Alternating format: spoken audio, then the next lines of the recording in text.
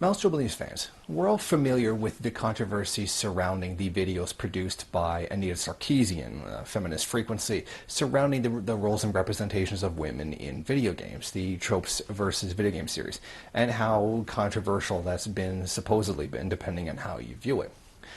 I have noticed that this has been a really contentious issue, and for the longest time I hadn't really stepped in and said anything on it because it's not the kind of thing that I do. I generally do news, commentary on the news, and that's it. I don't particularly step outside of that. However, I did notice that there was a tremendous problem with a lot of comrades attacking her on pretty terrible grounds. In fact, many of those grounds and many of those accusations and attacks were very conservative and very liberal. Now, as Marxists, we're supposed to reject both the liberal and the conservative view because they are both incorrect. And instead, we are supposed to use our own philosophical system and our own worldview and our method of analyzing that. I noticed that a lot of comrades were not doing that. Instead, they were just mindlessly attacking this woman for daring to critically look at the roles and representations of women in video games. Now, as Marxists, we're supposed to be taking a critical look at everything, particularly bourgeois society, the representation of everything in bourgeois society. Our goal is supposed to be to understand contradiction and identify the key aspects of those contradictions, the primary contradictions, and all the aspects therein. Now, these comrades were not doing that. Instead, they were mindlessly attacking this woman because she dared to question video games. So I felt that it was important that as a well-known person in the Marxist community to make somewhat of a statement on that. Now, the main thing that I saw was that a lot of comrades were, when I would ask them what the problem with the videos were, they would direct me to either look at the Amazing Atheists videos or Thunderfoot's. And I decided that since the better arguments were coming out of Thunderfoot's videos, I thought that would be the best one to take a look at and critique, or in this the case, to particularly show why the arguments presented in the video were wrong. So thus gave birth to this video. Now, I understand that this video is really, really long, and probably no one's actually going to watch it all the way through. But please understand that I did take the time to take on every single argument that he made in all three of his videos, and thus not just tackling them, but giving explanations as to why certain phenomenon are, and why, and showing how the person is wrong. And in doing that, in doing refutation of work, it always takes longer than just simply producing a work. So I do hope that if you are going to watch the video, and that you are going to at least try to understand, or I hope at least listen to the arguments that are, the counter arguments that are going to be presented in this video. So I do hope that you can watch it and take it for what it is, a refutation of other work, and try not to make drama or be dramatic about it, because that is not the intention of this work. It is not the intention of Feminist Frequency's work either. So I give to you, my audience, particularly the Marxists who were making such terribly bad arguments, I hope you can enjoy this and learn something from it.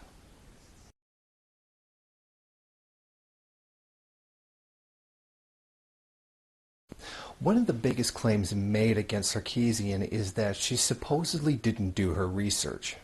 One particular video says that she supposedly doesn't know what she's talking about when it comes to Double Dragon Neon, because as she claims for damsel in distress, at the end of the game, the female character punches the antagonist in the genitals, and that defeats him.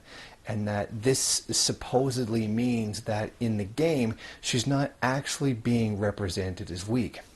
Well, she actually is, because the whole point of the game, the whole story, is the fact that she needs to be rescued.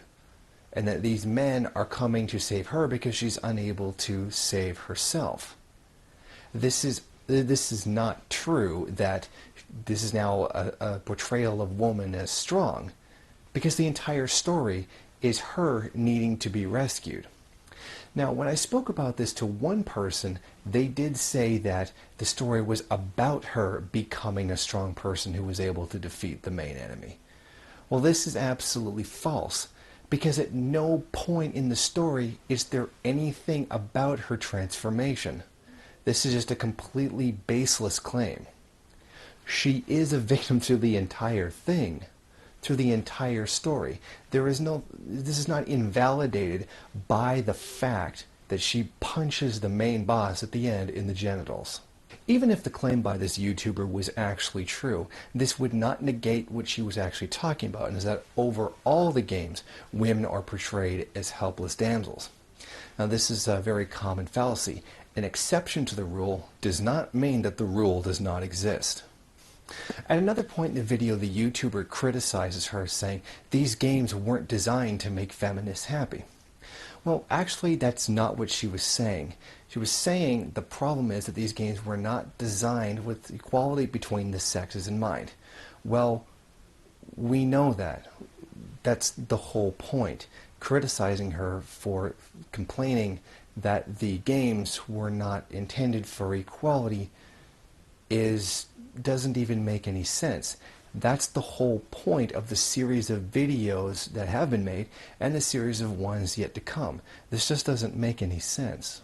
To go along with that, he gives the underhanded impression that Sarkeesian believes that this is a conspiracy. And this is something that's often repeated. Feminists don't claim that it's a conspiracy. This is not a conspiracy because it's very open and we know why it happens. It's no secret. This is a patriarchal system.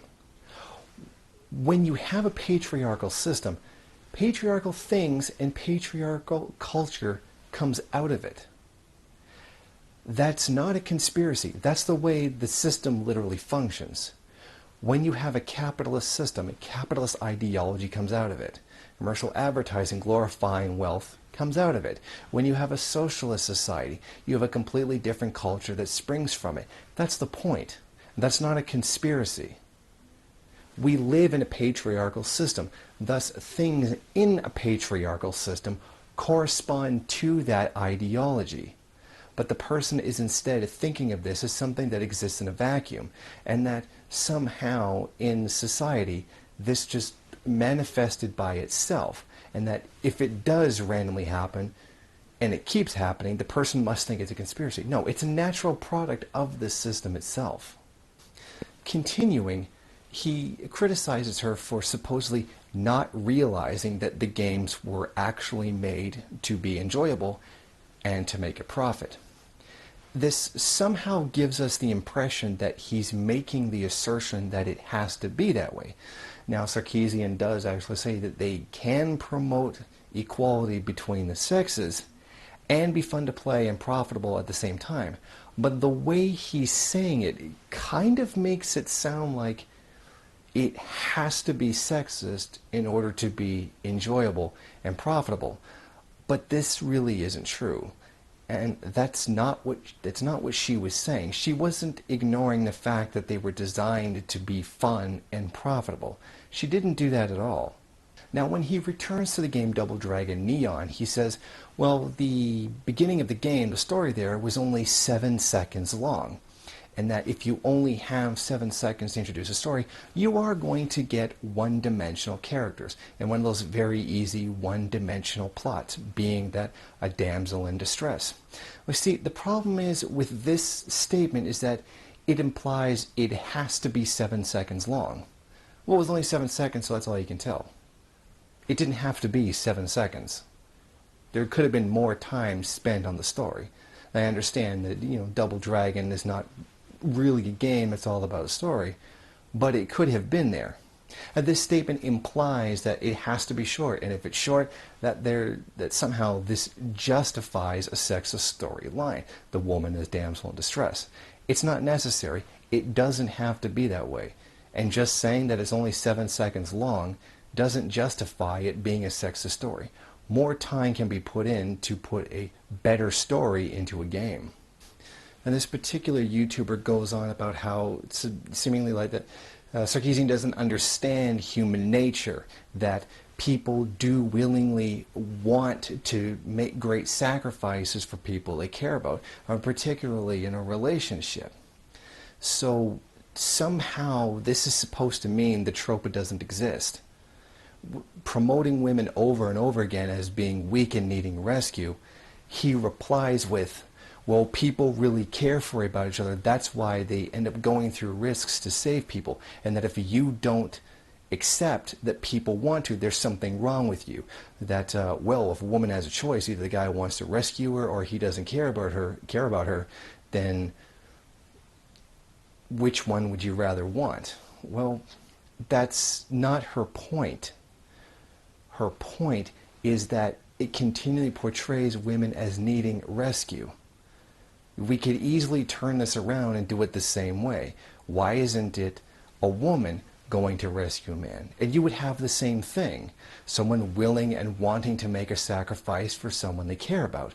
That just because people want to make sacrifices for people they care about does not mean that the trope in the game doesn't exist, or that somehow, in the larger sense, that this negative image portrayed over and over again is somehow justified. I mean, this is, from this YouTuber, a complete non sequitur. This would also seem to indicate from the YouTuber, the way they phrased their response, was that only men are capable of sacrificing for women. I mean, his response is not just a non sequitur, it doesn't even seem to logically correspond with what he's saying. Yes, people are willing to make sacrifices for people who care about each other, but women can also make them for men, and historically women have made a lot of sacrifices for men, sometimes even gigantic ones, particularly Laura Secord, who is famous in Canada for being the woman who ran from the United States to Canada to warn the Canadian military that U.S. forces were coming in the War of 1812. So the way he phrases it, it almost sounds like only men can make great sacrifices for someone they care about. I know he's not saying that, and I know he doesn't believe it, but that's the way the argument came off, because in truth, both sexes can make sacrifices for people they care about. Now this next section is about the subject-object dichotomy, in which this YouTuber completely abstracts from what she's saying. He presents scenarios that don't correspond to what she's saying in order to claim that she's somehow wrong. Like, he doesn't follow what it is that she's criticizing and leaves that in order to make his point. One way to think about damseled characters is via what's called the subject-object dichotomy. In the simplest terms, subjects act, and objects are acted upon. The subject is the protagonist, the one who the story is centered on, and the one doing most of the action. In video games, this is almost always the main playable character, and the one from whose perspective most of the story is seen. So the damsel trope typically makes men the subject of narratives, while relegating women to the role of object. This is a form of objectification because as objects, damseled women are being acted upon, most often becoming or reduced to a prize to be won, a treasure to be found, or a goal to be achieved. The crux of the argument here is that the woman is an object, and that the subject is the man in his struggle to save her or to win her in the end as a goal. Now, what this YouTuber does is he actually compares it to real-life situations, like things involving abductions, where the police are called, or where someone finds out that someone they love is in danger, and that they have a natural inclination towards wanting to save them. So therefore, the whole subject-object dichotomy doesn't exist, which doesn't make any sense, because in these games the woman is being shown as an object, and the subject is the story of the man going to rescue her. So he's already giving a false comparison. And not so much a comparison, but by saying, because you have a natural instinct to want to protect people you love, that therefore this subject-object dichotomy therefore doesn't exist for some reason. This YouTuber tries to use real life as a comparison to video games, that because you want to rescue someone you care about in real life, then therefore this whole situation doesn't exist, which it really does do. You can't take these fictional stories and then compare them to real life. This subject-object dichotomy really is something that appears in video games, and wanting to save people in real life doesn't mean that it doesn't exist or that it isn't wrong.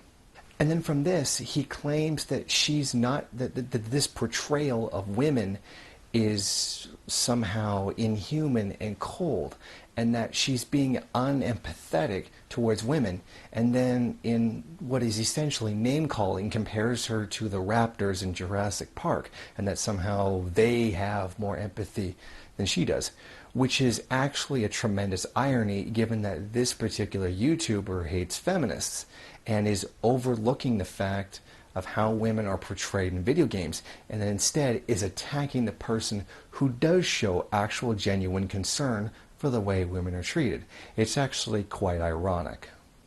And then in a baffling moment, the YouTuber actually tries to compare this subject-object-subject dichotomy to a woman needing to go to a hospital.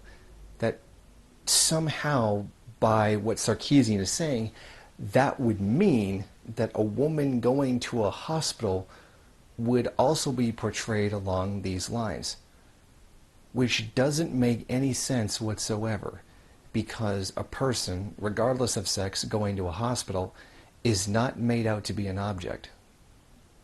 And the subject is what in this case?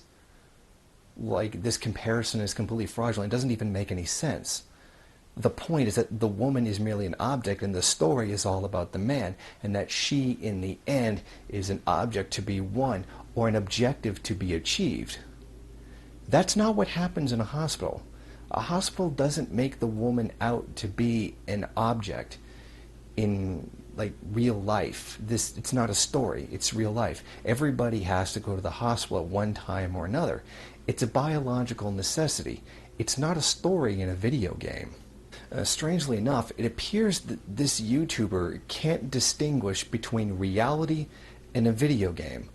I sincerely hope no one shows him the game Mortal Kombat, because he might be under the impression that you could kill somebody in a fight, and that person will just magically be back to life in time for the next fight.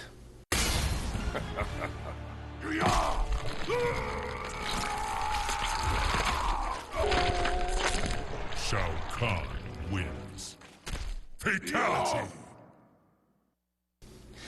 The same YouTuber then turns around and tries to claim, I kid you not, that the trope doesn't even exist. Apparently by the fact that you naturally do want to protect someone you care about, that somehow the trope, which is a reoccurring theme, in this case throughout video games, of a woman being rescued by a man, somehow doesn't exist. This doesn't make any sense. And then he said that by believing that this trope exists, you're somehow, in a way, denying human nature and denying that people naturally want to protect and are willing to make great sacrifices for people to care about. Again, this doesn't even make any sense. Just because you do want to protect people that you care about doesn't mean that there isn't a repeated pattern throughout video games. This is a complete and utter non sequitur. This is a complete misrepresentation of what it is that she's saying. She wasn't denying human nature in any way. She was showing how this trope was one-sided towards benefiting men over women. This so-called argument is basically taking what she says the wrong way, and is almost like claiming that she made an argument against human nature or something. Now this person goes on to claim that she's fabricating all of this out of nothing, and that if you overanalyze anything, you can make a video game say whatever you want. You know, as an example, what he does is he takes reoccurring roles for men, like the man always has to do the fighting, or men are somehow incompetent because they always have to have a key to open a cage. And then says, well, these appear over and over again, and they're oppressive to men, and they make men look bad because the man always has to do the fighting. You see, well, the problem is, what he's saying is, well, complete crap. And what she's pointing out is a real problem. Now, these reoccurring roles for men, being the hero having to do the fighting, is not oppressive, because the woman is portrayed as not being able to do it. It's not portraying men as weak for having to do all the fighting. This is not a negative thing. This is a positive thing, because the men have the strength to do the fighting. I don't even know where he can possibly get this idea from. Now, I understand that he's not literally making this argument, but that is the comparison. He's completely fabricating this out of nothing, and it almost seems in a kind of a way an appeal to hypocrisy that somehow she's ignoring the plight of men. And as for the comment about the key, having to find the key is not gender specific.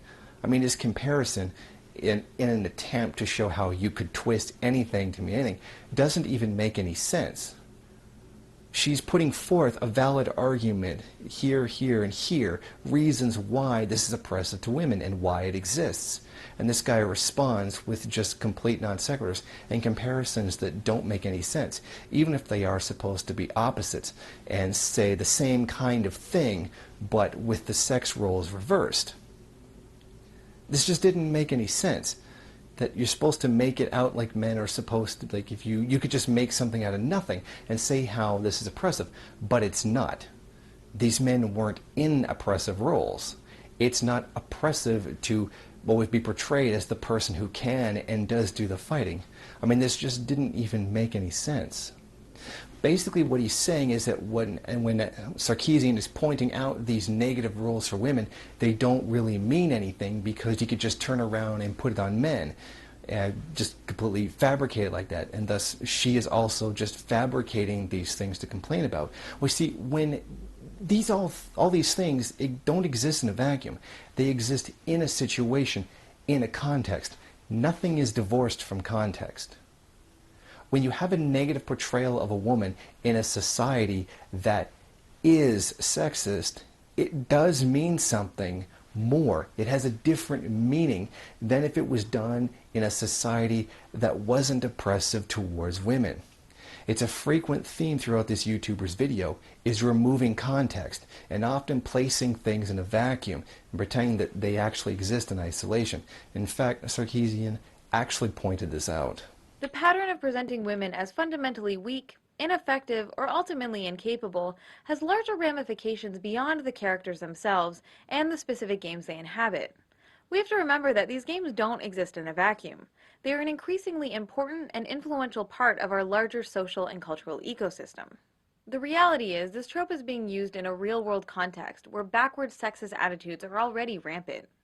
It's a sad fact that a large percentage of the world's population still clings to the deeply sexist belief that women as a group need to be sheltered, protected, and taken care of by men. And then to continue this point, he talks about how in some games, men are oppressed because they're often led astray by an evil woman, and this portrays men as stupid and weak, and that they'll be manipulated so easily. Except that it doesn't really exist inside of a society where men are oppressed. It doesn't. And even then, this is also a trope, and the evil seductress thing is something that she's actually going to deal with in the future if this YouTuber had actually bothered to really look at the list of the tropes of women that she's going to do videos on. In fact, she did do a previous video about the evil seductress. The evil demon seductress is a supernatural creature, usually a demon, robot, alien, vampire, most often disguised as a sexy human female. She uses her sexuality and sexual wiles to manipulate, seduce, and kill, and often eat, poor, hapless men by luring them into her evil web. This trope is closely connected to its counterparts, the vamp, the black widow, the femme fatale, which are human women using their sexuality to manipulate men. Let's dig a little deeper into what this means.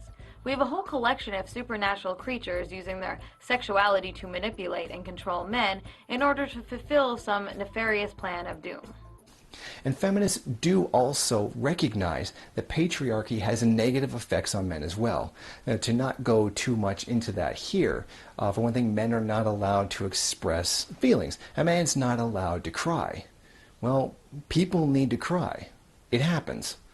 And the role that's placed on men is that they're not allowed to do so, or they'd be made out to be weak. But you're not allowed to do it. Feminists acknowledge that patriarchy actually has negative effects on men as well, which is something this YouTuber also overlooks. Now this YouTuber moves on to the idea of these games existing or being produced in a market, and basically a free market economy kind of thing. Now he's saying that these were created for profit. So when somebody criticizes this, that now, okay, this is not going across the feminist line because it was made in a free market, and the free market determines that it wants stories this particular way. But what does that mean? So therefore the trope doesn't exist, or therefore the trope isn't there, they're not sexist, or does that justify them being there? The argument that's being presented here is not exactly very clear at this point. Then he goes on to claim that Sarkeesian herself only makes videos for a market telling women that they're oppressed. Of course, this actually doesn't make any sense, and it's a terrible comparison. Well, you see, you don't buy her videos.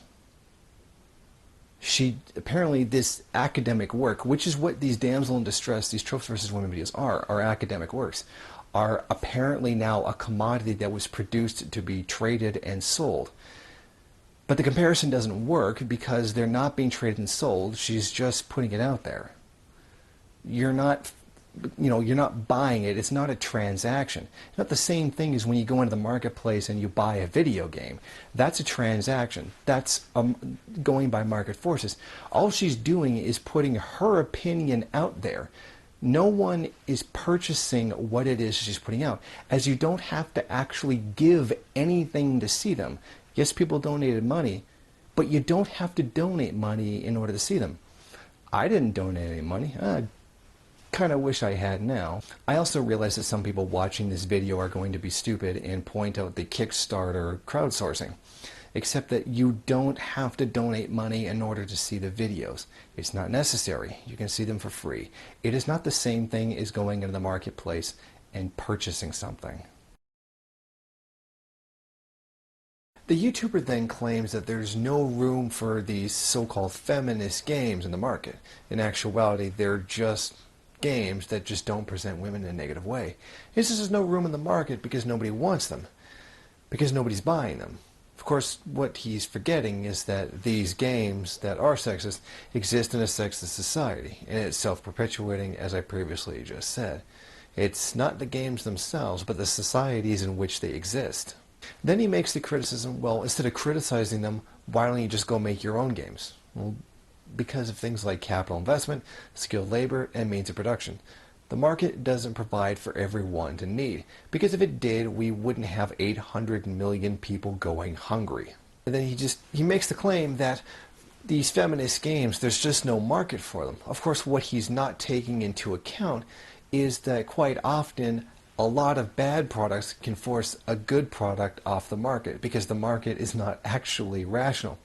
He also doesn't take into account that the market is based on want, and wants are manipulated by the system. I mean, literally, that's the entire point of advertising. It's a sexist society. It perpetuates sexism, and thus wants sexist products to go along with it, and perpetuates that idea in people's minds, and then people go along with it. Apparently, he doesn't even really seem to understand how the market works, or how marketing in the market works. After that, he makes the baffling claim that since these games can't sell, she sells her feminist videos instead. She's not selling them. She's not exchanging them for money. You're not purchasing them. However, by this logic, we can then turn around and take this YouTuber's, well-known videos in support of atheism and claim, well, he can't actually make atheism or do anything with it, so he just markets these videos to atheists instead. He goes on with this whole thing that she shouldn't be criticizing games, she should be making them. Well, this doesn't make any sense. She's not a game creator. This is basically just a way of saying, shut up, woman, stop criticizing patriarchy. This doesn't prove her wrong. He's just complaining that she's criticizing video games. Now, this is a tactic that's used often enough. Oh, don't complain about it, just do something. Well, one of the first steps is pointing out that there's a problem.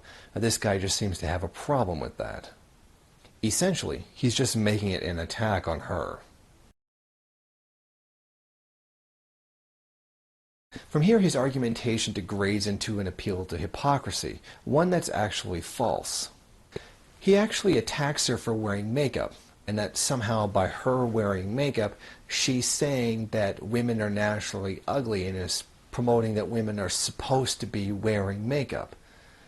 This doesn't actually make any sense, because I don't believe she's ever made that argument anywhere. In fact, I've heard that criticism a lot. Oh, if you're a feminist, why are you wearing makeup? I don't get how that's a criticism. Like this personal attack on her for wearing makeup has nothing to do with the video or the tropes that she's talking about. In another attempt to claim hypocracy, he points to her master thesis where she discusses women in sci-fi and fantasy games, where it's not feminist for a female character to take on masculine characteristics in order to be considered a strong character, meaning she doesn't have to put on the facade of manhood in order to be strong, and that doing this is actually undercutting the woman.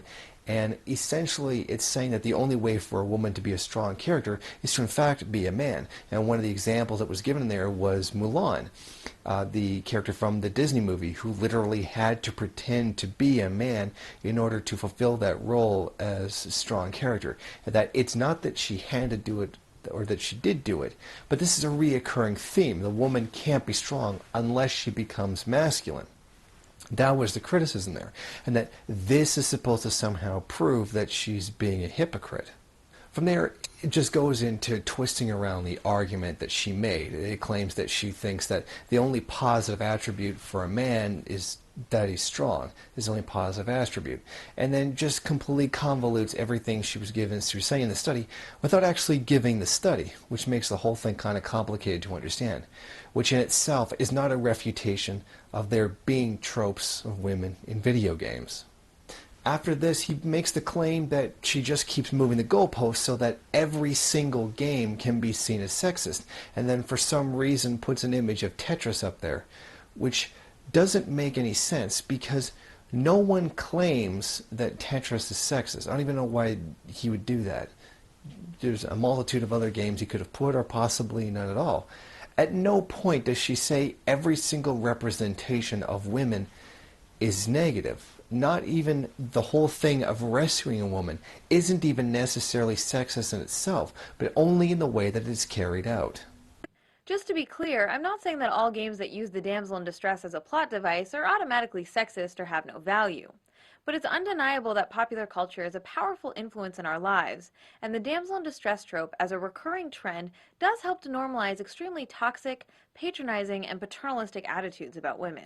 But he just ignores that part. Then he moves on to sexual dimorphism. I mean, she's talking about how there are strong women and that the women are presented as always being weak, and that women can also be strong as a man.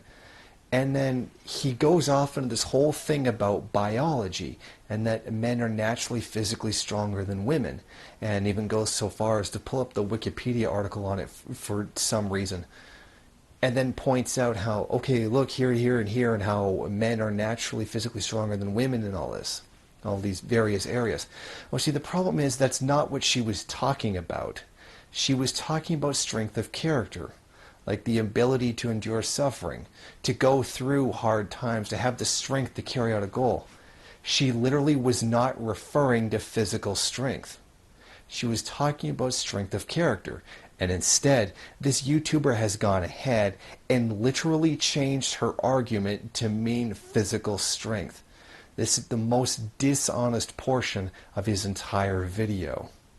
In doing all this, he starts digging through the Wikipedia article, through sources on the sexual dimorphism, and saying, well, this is what she must have meant by men and women being equal in strength, or that they can be equal in strength, and goes on about all these scientific principles, and this is what she must have been referring to, and how these sources for this claim are questionable, when that's not even what she was talking about. She never quoted a Wikipedia article on this. She wasn't even referring to biology at all. She was talking about the character of the person, what's in their heart.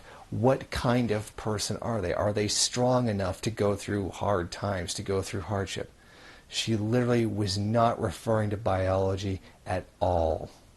Finally, as the video came to a close, he complained about the comments being disabled, and that somehow this is supposed to prove that she doesn't want debate and that she's censoring other people from saying something. This somehow makes her a coward, or as he implies in the video, automatically makes her bullshit. This makes absolutely no sense whatsoever. She has no ability to silence anyone. As has been pointed out already, there's over 400 negative video responses to her. This makes this claim of censoring people makes no sense whatsoever. And not having comments enabled on a video doesn't mean that the video is a lie or it's symptomatic of that. This is an absolute, complete non sequitur. It makes no sense whatsoever. This YouTuber has put forth a absolutely terrible video. Gives straw man's, abstracts from her argument, outright lies about what she says, and then ignores the context of a sexist society. If you just pretend that patriarchy doesn't exist, then any complaint of patriarchy therefore doesn't exist. All he's done is take the complaints and place them in a vacuum and pretend as though they don't exist in a society where there is a problem. Yes, that's absolutely dishonest. This was not a very good video reply at all. With this second video, this YouTuber just stops talking about tropes versus women and then proceeds to attack Anita Sarkeesian herself. He begins to make personal attacks. His second video begins with her appearance on CNN, where she was talking about the kind of harassment that she went through. Now, this YouTuber clearly has a problem with the fact that she publicly spoke about it and proceeds to claim that she's actually delusional. So I announced my intentions to create a video series examining the way women are portrayed in video games. And I was attacked by a section of male gamers. And I think part of the attack was based on their attempt to preserve the status quo of gaming as a male-dominated space and all of the privileges and entitlements that come with an unquestioned boys' club. Tell us a little bit more about the kind of threats and attacks you received. Sure. So all of my social media sites were flooded with sexist and racist slurs and pornography, threats to my life, threats of rape and sexual violence. The Wikipedia article about me was vandalized with sexist and racist comments and pornographic images. There were attempts made to hack into my website and into my email accounts. There were attempts made to, denial of service attacks used to knock my website offline for days. Pornographic images in my likeness being raped by video game characters were created and distributed. There were attempts to collect and distribute my personal information, such as my home address and phone number. There was even a game made about me where players were invited to click on the screen, and when you did that, an image of me became increasingly battered and bruised.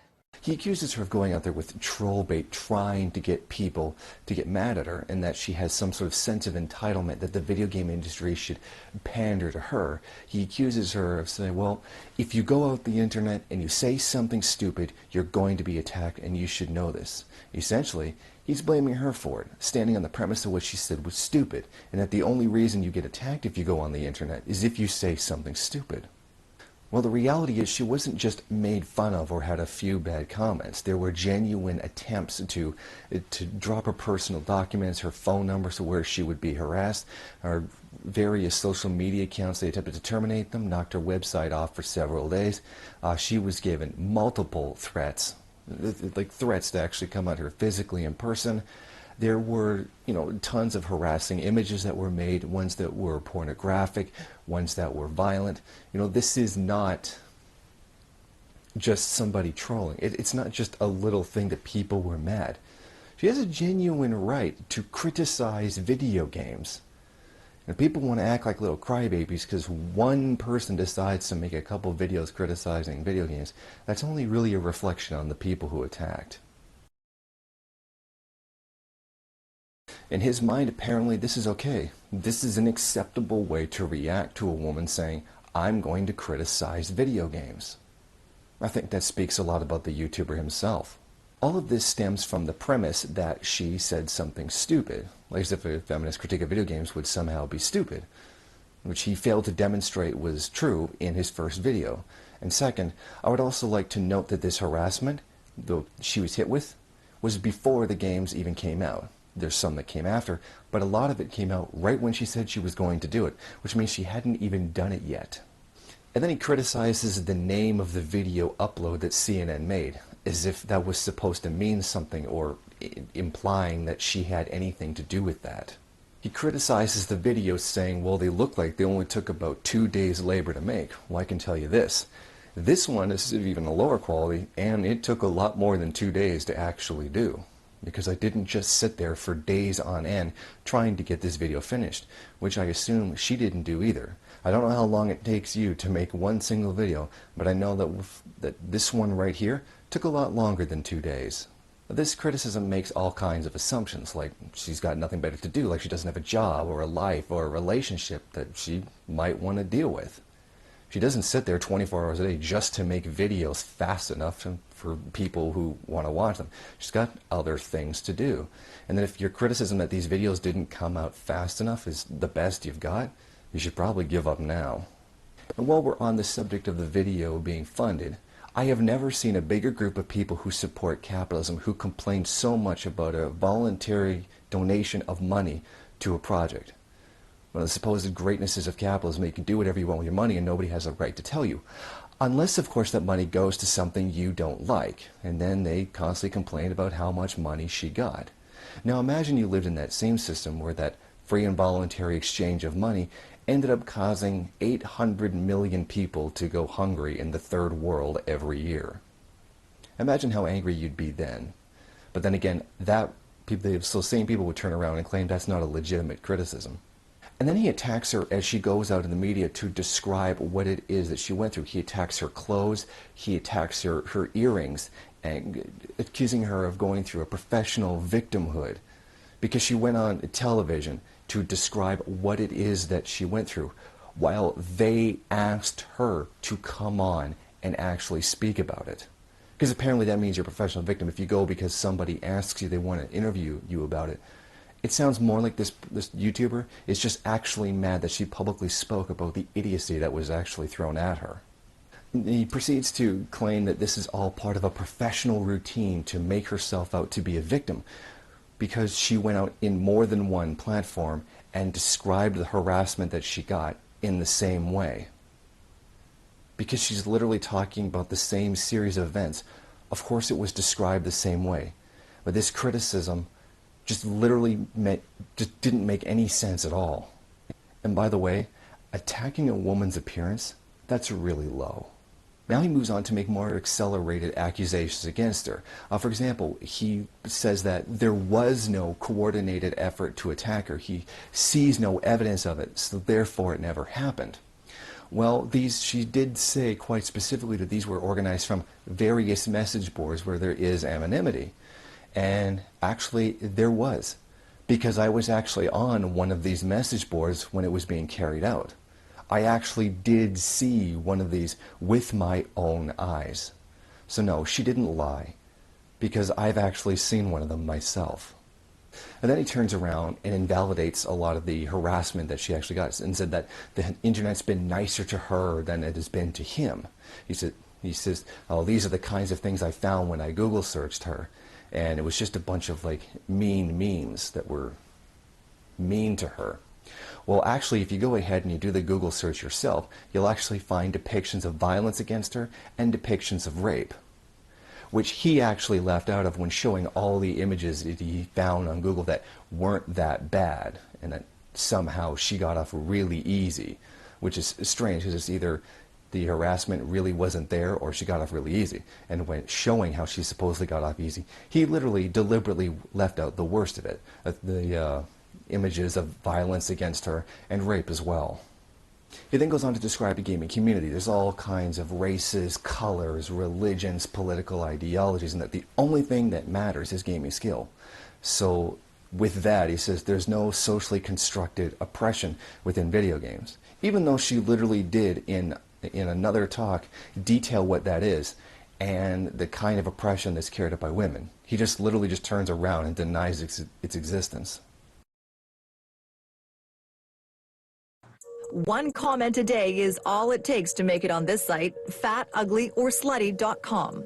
So the categories that we've had since the start has been crudely creative, death threats, fat, sandwich making 101, X-rated. That's Grace, your typical female gamer. She created Fat, Ugly, or Slutty after friends told her some of the things they experienced while playing online. At first, she thought it would be funny to post the obscene comments, writing it off as juvenile behavior. She quickly realized she was onto something. As it turns out, from the reaction the website had, a lot of other people didn't really understand what women experience in online games. I'm going to murder you, not just you, everyone you know. I'm going to take a knife, cut out your eyeballs if you're still alive. The site has since become a virtual garbage bin of insults, crude messages, and filthy audio recordings female gamers receive on a daily basis from virtual strangers. Death threats. Death threats, absolutely. Death threats, rape threats, sexual invitations, sexual demands, picture demands, nude demands, descriptions of their genitalia.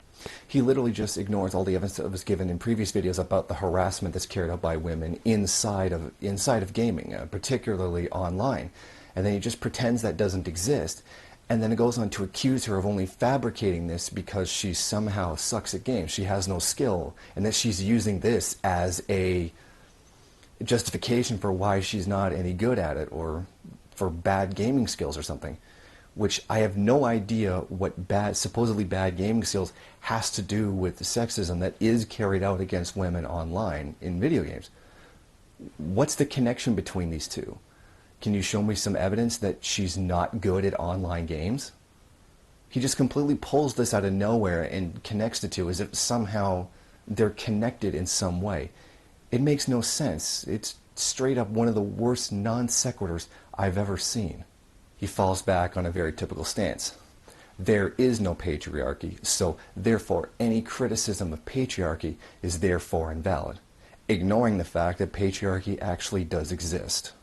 And once having said that, he again returns to the diversity that he found in his gaming clan. There are people of all different colors, political ideology, races, and that somehow by the virtue of this diversity, that somehow proves that there's no sexism in these games, or there's no sexism in the conduct towards women in online games. That doesn't prove anything. I don't even know how the two are even supposed to be related. Just because your gaming clan was politically and ethnically diverse doesn't mean there was no there's no sexism on the internet in games. This doesn't make any sense whatsoever. Because he disagrees with her, because he doesn't like her, and he won't deal with the evidence of harassment that she's given in other videos, he simply resorts to name-calling in calling her delusional. And then he takes this attacking her even further by claiming that she went into the gaming community and fabricated incidences of sexism, and that everybody should then be subordinated to her social whim. That's actually not what this is about. This isn't about her. It is about... Welcome to our multi-part video series exploring the roles and representations of women in video games. This project will examine the tropes, plot devices, and patterns most commonly associated with women in gaming from a systemic, big-picture perspective. Her concern is over the impact that this has on women, the roles and representations of women in video games, and the effect, the real-world effect this does have. And yes, she is personally invested in this. What with her actually being a woman and all, it's not all about her, as this YouTuber is falsely claiming. He's literally leaving out the fact that she too is a woman and would have a personal stake in it. By this logic, I could take his well-known drive for atheism and then just turn it around on him and saying, well, he can't handle that people don't agree with him and that a lot of people do believe in God. Well, he just doesn't like the fact that they do, so he just invents instances where religion forces itself on the government and does things that are unethical or wrong. Of course, this is absolutely untrue, and this really does happen. Religion in government is a tremendous problem. But I'm just giving an example of what it'd be like if I just turned around and did the same thing that he did. Just pretend his criticisms are invalid and that he's complaining over nothing and is just mad because other people want to believe in God while he doesn't. And then again, he returns to the accusation of troll baiting. He takes all her legitimate criticisms, just swipes them aside, pretends they're not true, and then just calls them stupid because he can't answer them or genuinely really criticize them as demonstrated from his previous video, and thus calls them stupid, invalidating them.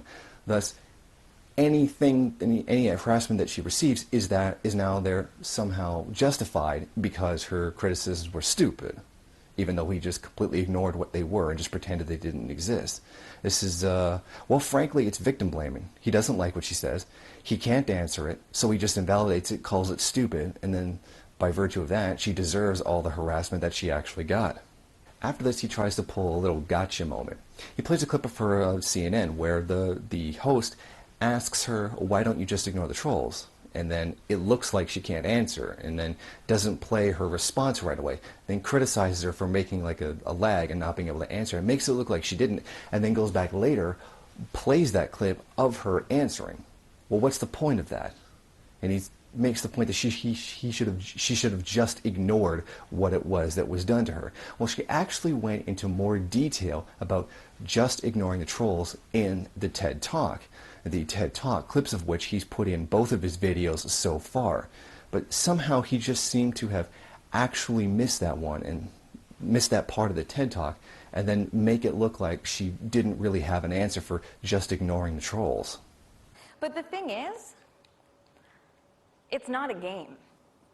It's an overt display of angry misogyny on a massive scale. It's not just boys being boys. It's not just how the internet works. And it's not just going to go away if we ignore it. It's really not a game. So what is it then? Well, the usual terms that we use to describe online harassment, such as cyberbullying, cyberstalking, even trolling, don't adequately describe a hate campaign of this scale. What happened to me, and sadly to other women as well, can best be described as a cyber mob.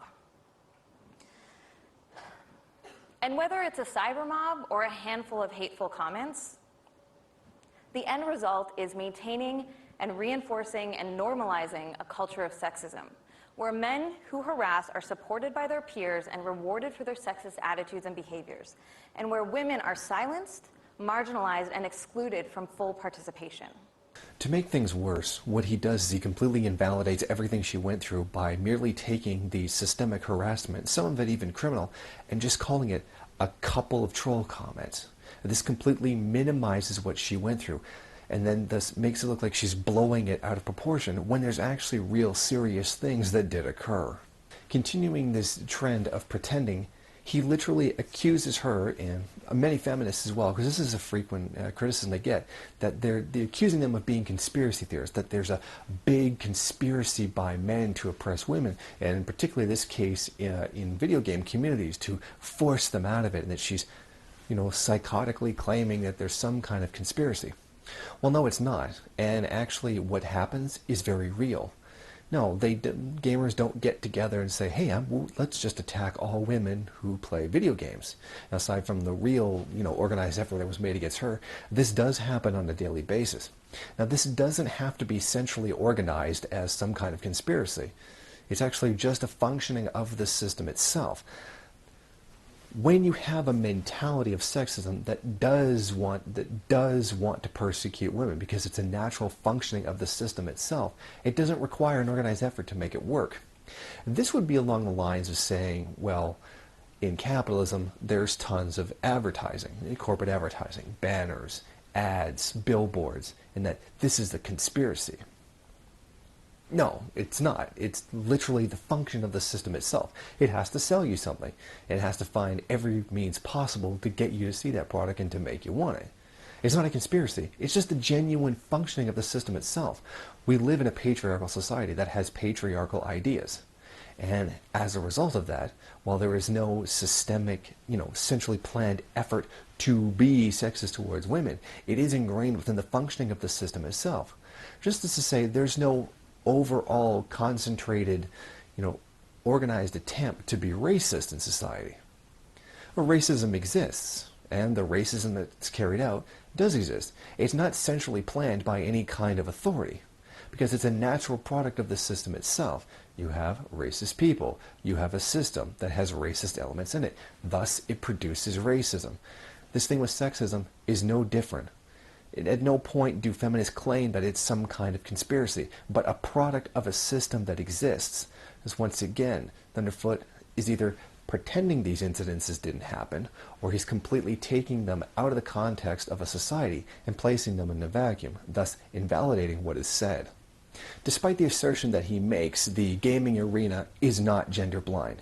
It actually is very aware, which is why it's a big deal whenever someone is discovered to be a female gamer. Now, there is systemic harassment carried out against women inside of video games, and particularly the gaming community. It's also necessary to point out that there actually is a lot of racism as well. In fact, if you've ever spent time online in multiplayer online game chats, there actually is a great deal of racism there. So I don't know where he's getting this idea from, that gamers only care about gaming skill. Well, maybe his clan only cared about gaming skill, but in the general overall, there is a great deal of racism there as well, which he also just completely ignores. To finish off this second video, he literally just claims that Sarkeesian just made shit up, and that her complaint that people are harassing her, attacking her for just making things up is therefore somehow justified. Of course, the problem is what she's saying is not just shit. It actually does have a real material basis in real life, which he doesn't demonstrate is not true. And in fact, the overall idea of sexism in video games, in the video game industry, and online communities, he doesn't even actually address or give anything to indicate that what she's saying isn't actually true. It's just, you are a feminist, I don't like what you say, I won't actually refute your argument, I will just say that you're stupid because I don't like it, thus any harassment you receive as a result is justified. In other words, once again, victim blaming.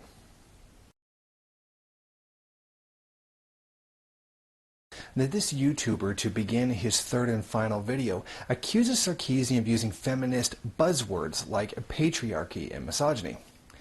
Well, actually, this is terminology. Terminology used to explain ideas that don't exist in our regular, everyday speech. She actually explains this in the TED Talk that he actually shows right before he says it, or right around where he says it. For the past 4 years, I've been running a video web series on YouTube called Feminist Frequency, where I deconstruct the representations of women in the media. I try to provide the tools to give people the language to talk about sexism and issues of gender using accessible language from popular culture, such as TV shows, movies, comic books, and video games. He accuses Sarkeesian of using her pop culture critic skills to make it out as though women are oppressed everywhere, and that she herself has now made feminists out to be that very straw man that she said that she is against in another video. That trope is called the straw feminist. In television and movies, a straw feminist works by deliberately creating an exaggerated character of a feminist, which writers then fill with a bunch of oversimplifications, misrepresentations, and stereotypes to try to make it easy to discredit or delegitimize feminism. The goal is to make feminists and our movements look completely ridiculous, over the top, and unnecessary. He accuses Sarkeesian of making herself into that very straw feminist that she says that she is against. He said, but this isn't true. He claims that she's living up to those stereotypes about feminists that she doesn't agree with and that are artificially constructed. Then he goes on to describe how he's an egalitarian, that he believes everybody should be treated fairly, except that that's not what egalitarianism is. Then he goes on to say how he believes in equality for everybody, not just women, which kind of makes it sound like she believes in women should be in a superior role to men.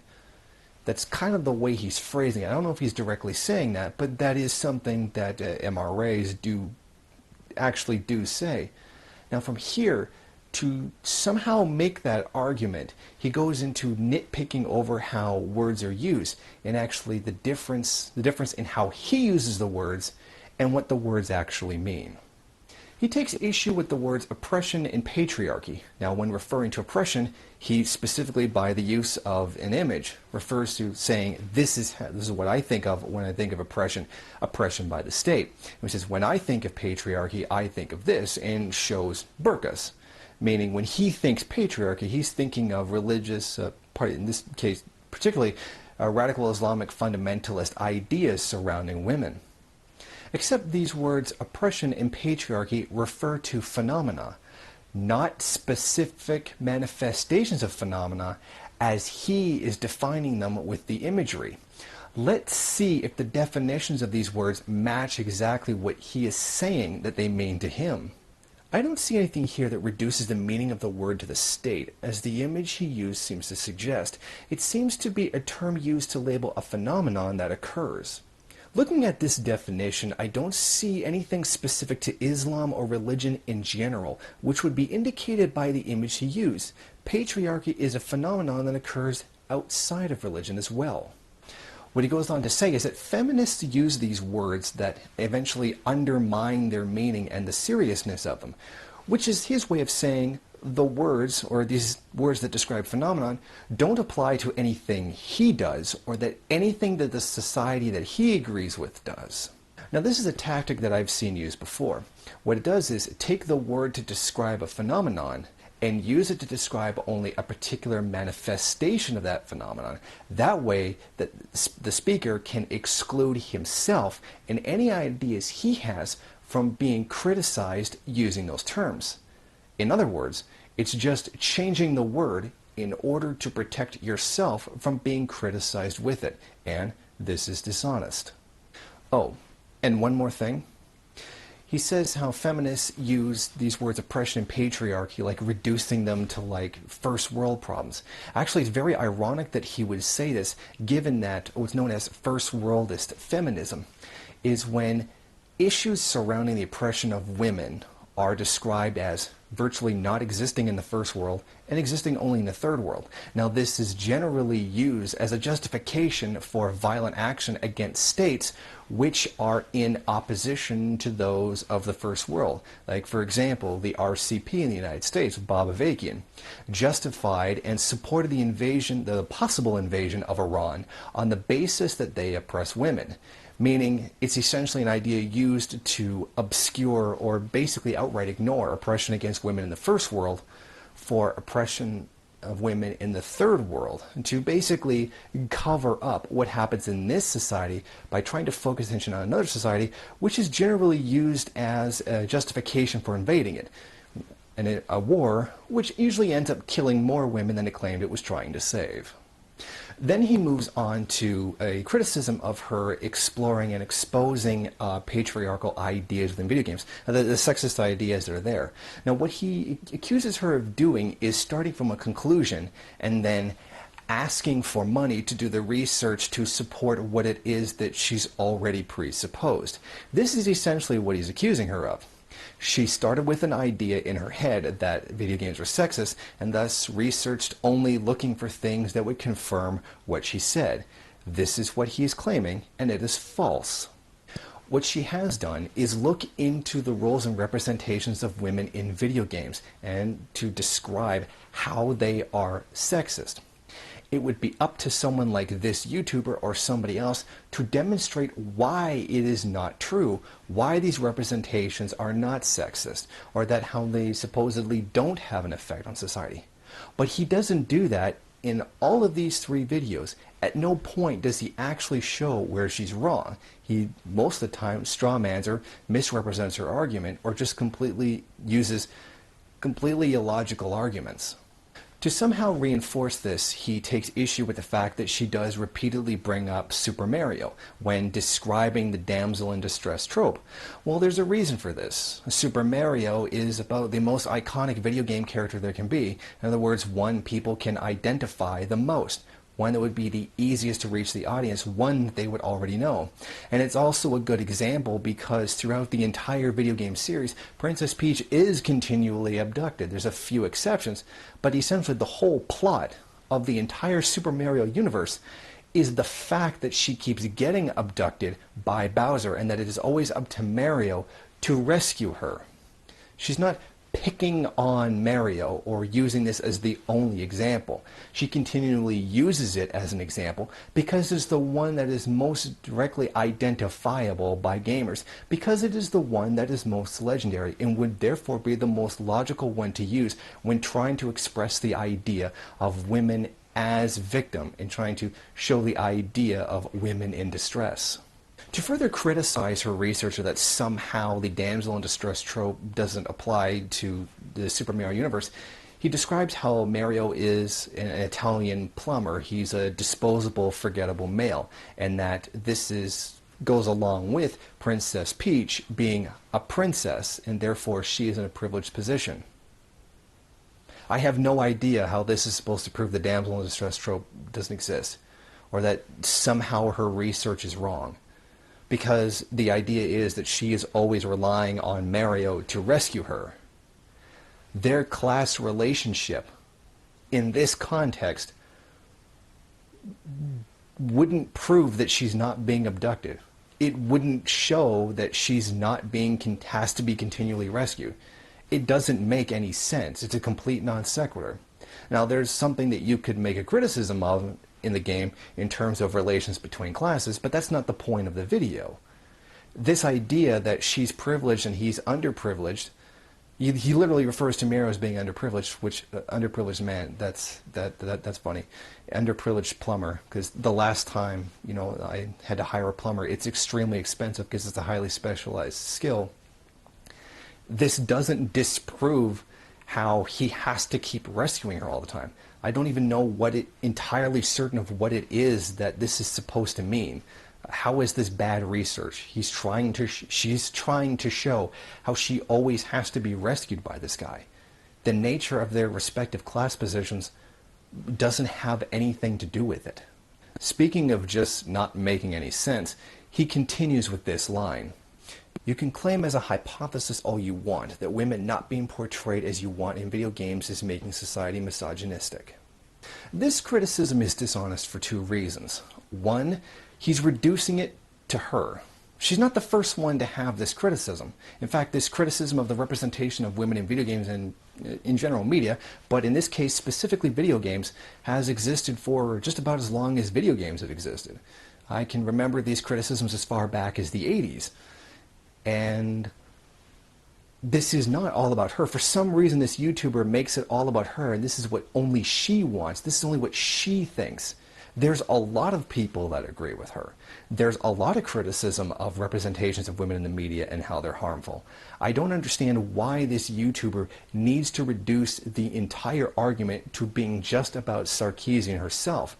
This kind of makes it sound like it's a personal agenda against her for the things that she has said, when really all she has done is clearly and adequately explain what those ideas are. I don't know what the point of making this all about her is supposed to accomplish. And the second part is, she doesn't claim that video games make people sexist. That's not the claim that's made. She has said before that this reinforces sexism in society. As I said in my response to the previous video, a sexist society produces sexist things. These sexist things that are produced reinforces what is already there. I mean, societies do this all the time. Media and advertising reestablishes what is already being produced by society. It's a reflection of society, and it's a reflection of us. We reflect the media, and the media reflects us. At no point is she claiming that video games just make people sexist. He's again removing this from the context of a sexist society and then places the video games in a vacuum and then says there's no correlation. Feminists don't say that video games make people sexist. They are a product of sexism, and that sexism is reflected back at the society which creates it. After this, he criticizes the fact that she said that these games exist in a real-world context. And then he compares this to a preacher going out, a Christian preacher, saying how Pokemon were sent by the devil to get kids to leave Christianity in a world that's already anti-Christian. I have no idea why he would possibly use this comparison, because it makes absolutely no sense. because the evil influence, being the devil, doesn't exist. Sexism actually does. And that even if we were to eliminate Christianity or Christian influence from society, government, and media, that would objectively be a good thing, as it would be to get rid of sexism. Like, I don't know why he makes this religious comparison of things that don't exist with things that do exist. This doesn't make any sense whatsoever. These two things are not comparable. Not to mention that there's no actual evidence that Pokemon kills Christianity. This comparison is ridiculously insulting, to actually compare a legitimate social theory to a religion. I mean, this is insulting. Social theory is something that can be backed up with experience, data, whatever, and religion is not. I don't know why he thinks in his mind that this is somehow a legitimate comparison. In fact, it's pretty insulting to feminism as a theory. From here, he goes into criticizing her for not showing how these sexist portrayals of women have an effect on society. Well, there's two problems with this. One, that's not the point of the videos. The point of the videos is to describe the tropes. The effects that video games have on society are actually already documented. In fact, this even goes into video games stimulating violence, because there's this thing called operant conditioning. Video games do affect people's minds, and we know this. There are scientific studies that show that brain patterns exist from all types of socialization. For example, a gamer would have a different brain pattern than someone who read books all the time. That's not to say one is better than the other, but it has its effects. Essentially, it would seem like this YouTuber is saying that a medium, particularly a mass medium like video games, doesn't have an effect on a person. Now, this goes against everything we know. Media does have an effect on a person. The way a person socializes and interacts with this world does have an effect on them. That's why if you go to different countries, you get different mentalities. That's why if you go to different countries and live in different cultures, you get different ideas and even different types of personality. To say that the media, particularly one as mass as video games, doesn't affect people is completely ridiculous and flies in the face of all scientific knowledge. Because even if we take it down to a very simple level, if media didn't have an effect on people, advertising itself wouldn't exist. Because if it had no effect, it wouldn't be a multi-billion-dollar industry. However, I would just like to take a second to say that the whole issue of violence in video games is another subject for another video. I am not necessarily saying that video games cause violent behavior. I'm just saying that there is a correlation between operant conditioning and the amount of violence that exists in a society. And then to further try to discredit her, he says, people can tell the difference between reality and fantasy, so therefore video games don't have any effect on society. Well, if this was true, which is actually not the argument, because the argument is that the effects it has within the context of a particular situation. Like if you live in a sexist society, sexist imagery and media would have a completely different meaning or effect than it would if it existed in a non-sexist society. So his argument actually is not what she's making. He's not attacking her argument, he's attacking another argument. This is, in a way, it's another straw man. Now, if this was even true, and that people could perfectly tell the difference between reality and fantasy, which is not, it's actually a subconscious effect. It's not like a psychosis. It's a subconscious effect that affects the way people think. Again, going back into operant conditioning, having Christianity everywhere in the media would have absolutely no effect on people whatsoever. And if we can follow his logic that this is also true, then a lot of his renowned atheist activism is completely meaningless, because Christianity doesn't have an effect on people in the media, because people can tell the difference between reality and fantasy. Even then, it has nothing to do with what her videos in this series are about. They're about identifying the tropes, explaining them, and explaining how they work. It's not about talking about how representations of women in the media affect the way people think. There are tons of studies that show sexism exists. I mean, there's unending mountains of data behind this. I don't know how this YouTuber could essentially be ignoring those and pretending that they don't exist, and then taking the media and then placing it in a vacuum and says that it has no effect and completely ignoring the context of the society in which it exists. I don't know how this is supposed to work in the YouTuber's mind. We know we live in a sexist society. It again goes back to operating on the premise that we don't have a sexist society, so therefore any criticism that's made, therefore, is automatically wrong. Well, this is not true.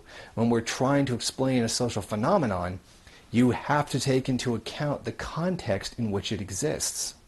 To conclude these 3 videos, this third video essentially stands on the premise that sexism doesn't exist. So therefore, any criticism of it is automatically invalid. At no point in any of these 3 videos did this YouTuber actually show that she was wrong. It's unfortunate that through all 3 of these videos, he's either misrepresented her, claimed she said things she didn't, or just used completely illogical argumentation behind things. Now, for someone who so proudly stands behind atheism and having a secular society, I'm wondering why there's such an abstraction from logic, why there's such an abstraction from the actual society in which these things exist. I could also just take Christianity, remove it from the context of American society and say, well, it's just a harmless religion that doesn't do anything and it's based on nothing. And then claim that by this, it has no effect on American society at all. And that any kind of systemic Christianity throughout the system, therefore, doesn't exist.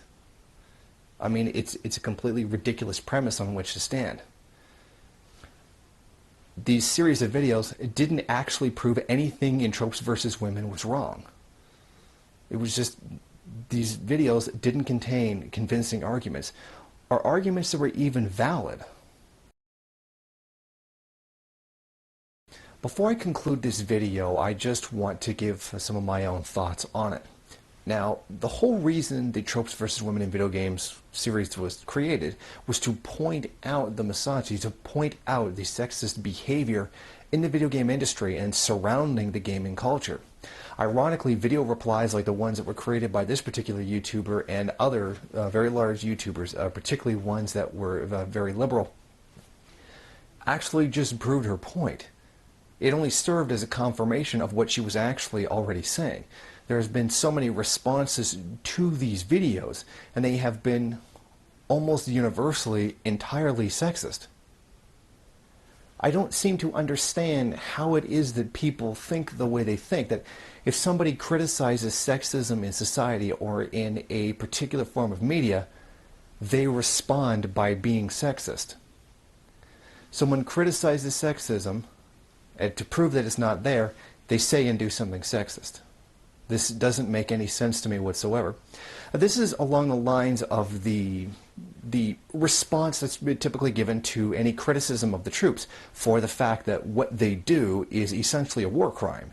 When you criticize the troops for killing innocent civilians, which is largely what has happened with the wars in Iraq and Afghanistan, what we're given is, if you don't stand behind the troops, feel free to stand in front of them. I mean, that's literally an expression that's used, that being a threat. Well, if you're not going to back them up on what they're doing, then stand before them and get shot. So the criticism for killing civilians is to threaten to kill civilians.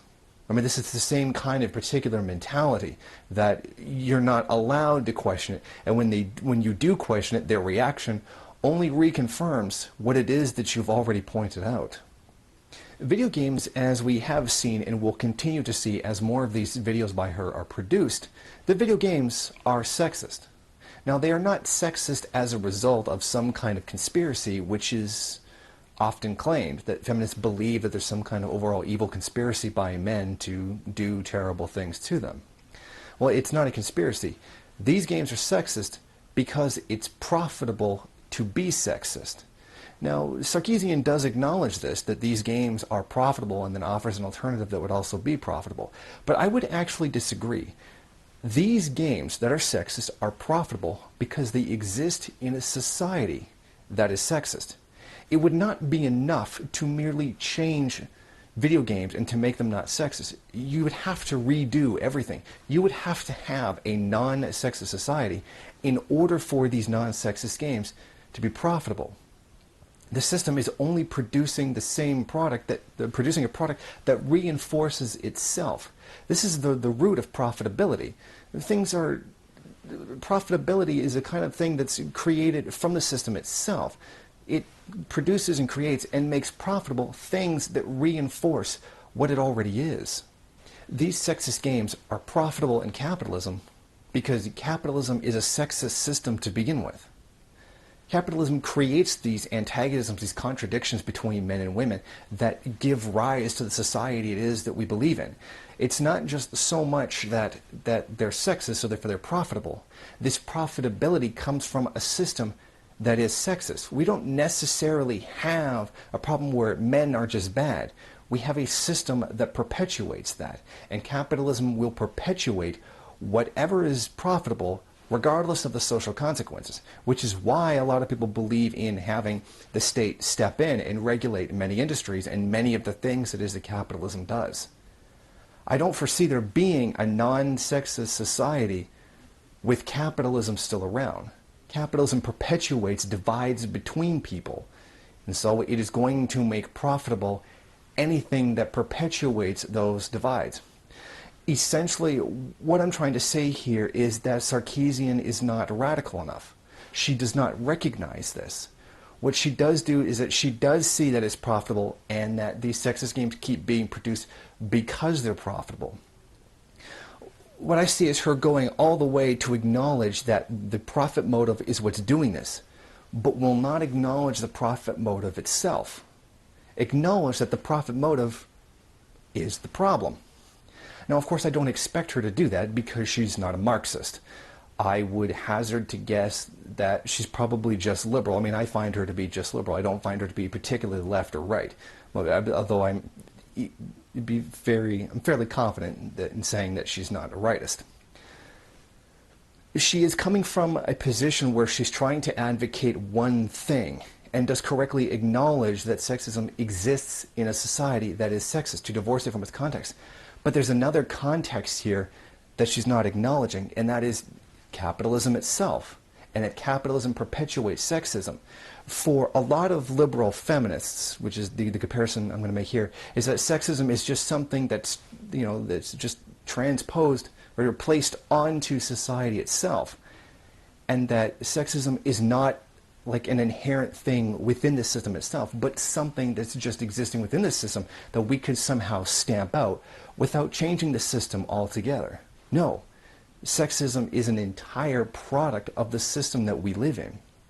To truly get rid of it, we would have to revolutionize the whole thing, to tear the whole thing down and rebuild it from the ground up, or as radical feminists like to say, to go to the root, dig it all up, and rebuild from scratch an entire new society, an entire new culture. I think it's also important to understand something Antonio Gramsci, the Italian communist, pointed out, cultural hegemony. We exist like all societies in a society controlled by a particular group of privileged individuals. In capitalism, that's the capitalist class. In feudalism, that's the landlords, the king, what have you. The culture that we live in is dominated by the ideas that come from that class. The capitalist class has a definite vested interest in continuing many of the exploitative, backwards, and just generally inhuman ideas, concepts, and philosophies that exist because it serves their purpose. And one of those is sexism. Sexism is tremendously useful to the capitalist class itself. Particularly, one thing that's largely misunderstood is that if we look at large companies, CEOs that are women, and then we look at the company itself, and women are still paid less. They're still paid less than men, even though it's a woman in a dominant CEO role. And this is supposed to be somehow proof that sexism doesn't exist or something, because, oh, look, a woman's doing it, so therefore sexism doesn't exist. Well, no, that's a functioning of capitalism. Capitalism demands that you do what is profitable no matter what. And if you don't do it, you're going to lose, you're going to fail. Then I can go into a whole thing about how the CEO is responsible has to answer to the shareholders for not doing what it is that they're legally obligated to do, blah, blah, blah. But the point here is to point out how it is the functioning of capitalism that drives women CEOs to pay women workers less. There is no identity among them that they're all women. there is an identity of class, and class does come first. While men do cooperate across class lines to enforce patriarchy, in the end, the men on top, the men in the highest class, are still going to be brutal and exploitative to other men on the lower classes. And the same thing that goes for women. It is not proof that sexism doesn't exist. It is proof that this exploitation, this paying women less, is a natural function of capitalism itself, and that a female CEO is obligated to carry on this form of inequality just as much as any male CEO has to do it. It's all stemming from something within the system itself. The profit motive itself demands minimal expenditures, maximum profit. Put in as little as possible to get as much as possible. And then there's sometimes a balance between the two. That's a natural function of this system and is not relegated to sex in any way, shape, or form. If we had a different society where profit was not the main point, it was not the main driving factor, we would have a different manifestation of business. Again, it goes back into material conditions and how material conditions shape the society that we are in. For this, I'd like to use revolutionary China as an example. China, in the feudal era, was one of the worst societies for women that had ever existed. And we've all heard the stories, foot binding, arranged marriages, and stuff like that. But how did this come to an end in the revolutionary era? By uprooting the entire feudal system, destroying everything it believed in, wiping out every single sexist idea it ever had, and completely throwing away its entire belief system, its entire functioning, its entire material conditions, everything, and rebuilt from the ground up on the basis of equality between the sexes. Some of the things that they did was to get rid of the law that said only men could own property. So when that happened, prostitution dropped off to virtually nothing. Okay, so woman, what do you want to do? Do you want to be a prostitute, or do you want to own land? And the vast overwhelming majority decided they would rather own land than go into prostitution, because it is a more rational choice. The point is, that choice was now there, where it was not there before. Landlords monopolized almost all the land. It was illegal for a woman to own land. Once we got rid of those laws, once those kinds of parts of the system were eliminated, women made a better choice, because that choice was open to them, where it was not open before. Now, with this, the entire culture of male domination over women began to completely fall, because the basis on which it stood began to fall. Thus, the attitudes themselves began to fall. That is not to say that that a change happened overnight and that this society was suddenly, all better. Ideas still have to be fought. But those ideas rest on a series of material conditions that cease to exist with the application of enough effort to uproot the entire system and build it anew from the ground up. Mao popularized the phrase, "women hold up half the sky." Now, since then, this phrase has been stolen by a couple of liberals running around China talking about how great capitalism has been to women in China since the restoration of capitalism, which is an absolute fraud given some of the horrible things that have gone on since then. The point here is that we have seen from examples that if we uproot the entire system, get rid of the very foundations on which perpetuate patriarchy, and then we combat the ideas on top of it, we can virtually eliminate it. Women were almost fully, completely equal in revolutionary China. Was it all the way? No. They still needed some more time to do more work. But the point was, they were actually going to get there, where this society has not gotten anywhere close. What I do think, to Sarkeesian's credit, that she's sort of expressing, but not really, because I don't think she understands the concept, but her line of thinking kind of goes that way, is through dialectical materialism. Now, goes into the whole idea of the activities of consciousness. There is idealism, where if somebody believes something, so therefore it's true. I know that sounds really stupid. And it's a problem that a lot of liberals have, that if we just think nice things, then nice things are going to happen. If we simply create games that are positive representations of women, then society will suddenly change.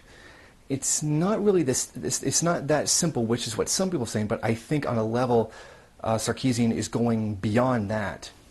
And then there's materialism that believes whatever exists is what should exist, and therefore it's right. Now, people who are really bad for this are objectivists.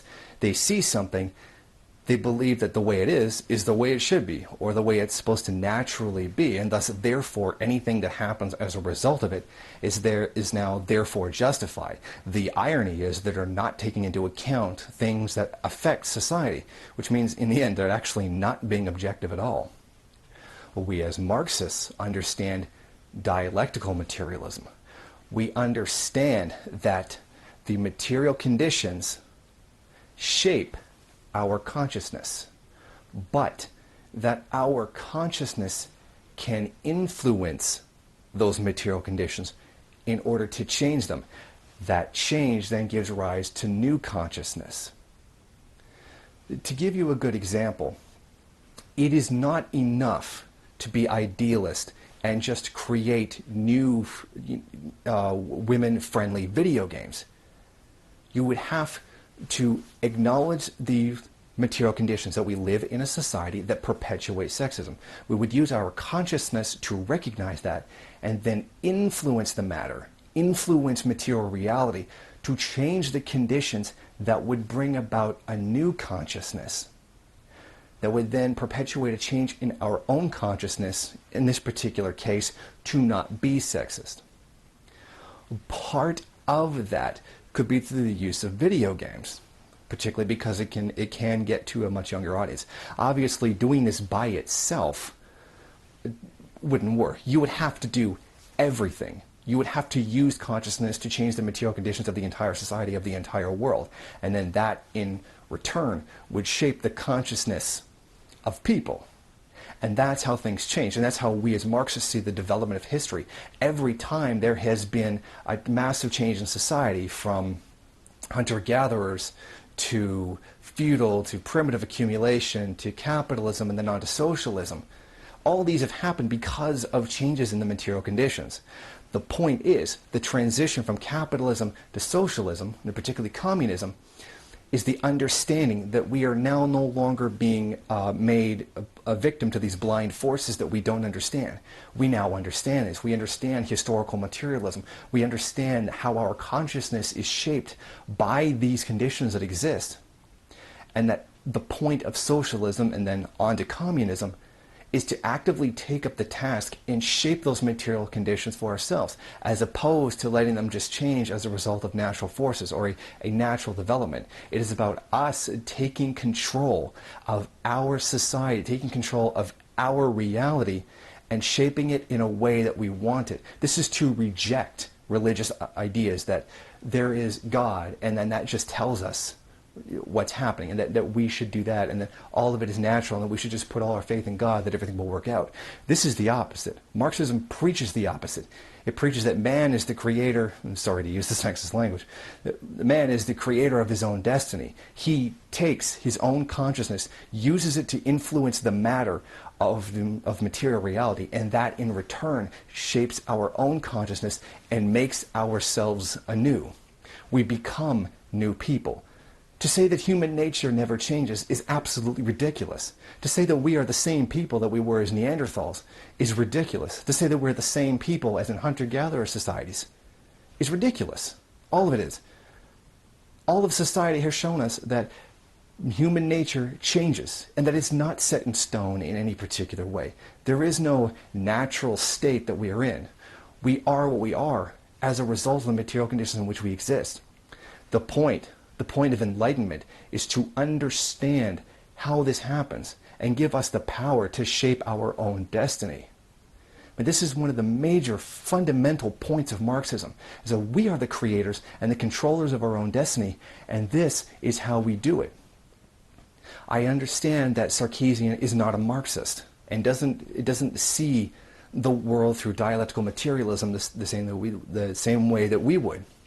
But I do think on a level she understands that there has to be a reshaping of society along with it, and that this reshaping of society, understanding those material conditions and using our consciousness to influence that matter, to create those new conditions, would create a new society.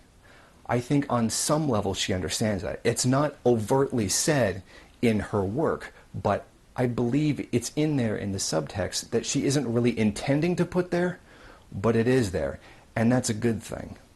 Now, before I end this video, I just want to take a brief moment to talk about some of the alternatives that there possibly are for video games. I would like to see that, to show how, video games that exist in different societies they exist in a different context and thus have a different substance. What I've included in the description is a link to a ton of video games that were created in the Eastern Bloc, in the old Soviet bloc. Many of them obviously produced during the 1980s. I think it'll be interesting to take a look at these games, see what they were like, understanding that they were made in the 80s, and then comparing those to the video games that came out of the United States, particularly because it's the main hub, and then also Japan, and see the kind of difference that's actually there. For example, there were many sexist games in the 80s, so one need look no further than James Nintendo Nerd's videos on the Atari porn. Unfortunately, this is not available on YouTube due to the terms of conditions. It is available, however, on his website, sinmassacre.com. Sorry, big AVGN fan. Also, I would like to point out the video games that exist in North Korea to this day. These games, they're not very well known. They are there. Many of them are skill set games based around a particular set of skills as opposed to a particular story, which, subjective preference. I would still rather have games that had a lot of story in them. But there are no really bad representations of women in those games. They can exist and still be fun and still be challenging. So I just wanted to put that out there, and just get the basic ideas of what I thought about all this to be added to this, because in this debate there is really only a majority liberal feminist view, and then everybody else being the way they are, and that I'm not aware of any particular, quote-unquote radical leftist that has added to this debate at all. So I felt that it would be very important that I did put, my own ideas in there, Marxist ideas and a Marxist understanding of society out there to contribute to this whole discussion. These are the ideas that we need to keep in mind if we truly want to change the society we live in. If we want to change the world, if we want it to be less exploitative towards women, we do have to keep these ideas in mind and recognize these as the source of what it is that perpetuates a sexist society. Unfortunately, we're in a position where we have a struggle just to even acknowledge that a sexist society even exists, let alone be able to combat it. Now, this is a very sad truth about the reality of the situation that we live in today. We must first have to acknowledge that we exist in a sexist society, acknowledge where that sexism comes from, change the material conditions behind what it is that creates that sexism, and then we can start building a better society. And I don't see that happening within the continued existence of capitalism. Capitalism requires sexism, just as it requires racism as a justification for the system itself. We do, in the end, have to uproot all of this if we are truly going to build a better world. Thank you for watching. Go ahead, rate, comment, subscribe, share on various social media, and if you want, there's some other great content here you could check out.